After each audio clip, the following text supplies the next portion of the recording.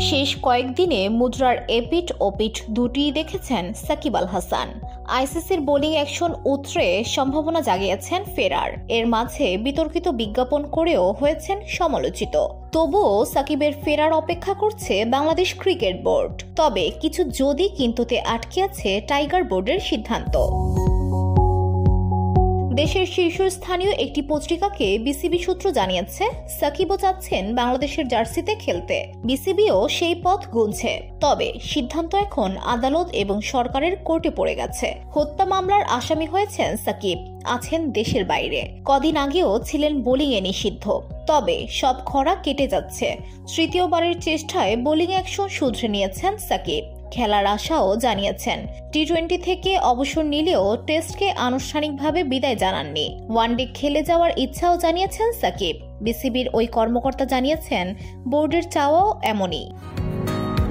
বসুন্ধরা, উত্তরা, বনশ্রী, কুড়িল ও বাড্ডা সহ রাজধানীর বিভিন্ন স্থানে অভিজাত ও অত্যাধুনিক মানের ফ্ল্যাট কেনার এক নির্ভরযোগ্য প্রতিষ্ঠান প্লেজেন্ট প্রপার্টিজ লিমিটেড।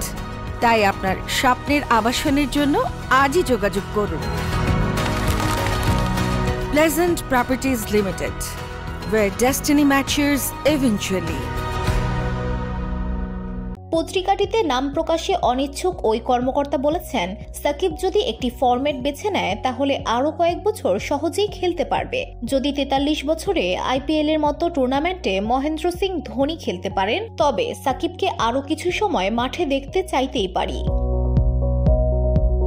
সম্প্রতি নিজের অফিসিয়াল ফেসবুক পেজে একটি ভিডিও পোস্ট করে ফিটনেস নিয়ে কাজ করার ইঙ্গিত দেন সাকিব। এর আগেও তিনি ক্রিকেট থেকে বিরতি নিয়ে ফিরে এসেছেন। তবে এবার তার ফেরার পথে রয়েছে আইনি জটিলতা। বোর্ডও সবকিছু সমাধানের অপেক্ষায়। সূত্র বলছে, আমরা বিসিবি তার ফেরার সম্ভাবনা একেবারেই দেখছি না, এটা বলা ঠিক হবে না। সাকিব আবার ক্রিকেটে ফিরবেন এমনটি আমাদেরও প্রত্যাশা, কিন্তু তার ফেরাটা শুধুমাত্র ক্রিকেটীয় সিদ্ধান্তের উপর নির্ভর করে না। সরকারের অনুমোদনও এখানে গুরুত্বপূর্ণ। আনুষ্ঠানিকভাবে এখনো সব ফরম্যাটকে বিদায় বলেননি সাকিব।